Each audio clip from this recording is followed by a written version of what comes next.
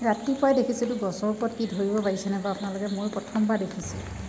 মই একদম প্ৰথমবাৰ দেখিছোঁ এনেকৈ বাদুলি যেনেকৈ ওলমি থাকে। আগততো দেখা নাছিলোঁ বাৰু, শুনিহে থাকোঁ, আজি দেখিছোঁ প্ৰথমবাৰ দেই এনেকৈ। তাকো বহুত ওপৰত আছে, একদম গছজোপা হ'ল এইজোপা, কিন্তু একেবাৰে আগত।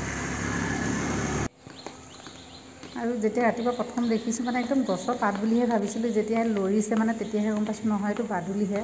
আৰু ল'ৰাহঁতক সোনকালে স্কুল যে সিহঁতে গুচি গ'ল। বোলো আহিলে সিহঁতক দেখাম, সেইকাৰণে ভিডিঅ' এটা কৰি দিছোঁ, আপোনালোককো অকণমান দেখাই দিছোঁ সেইকাৰণে।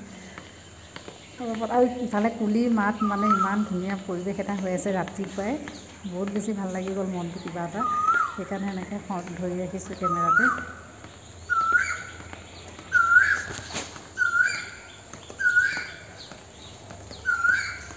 আৰু ইমান গছৰ একদম আগত গৈ আছে, মানে প্ৰথম লৰোতেতো গছৰ পাতৰ নিচিনাই লাগিছিল, পিছতহে মানে গম পাইছোঁ নহয় বাদুলিহে হয় এইটো।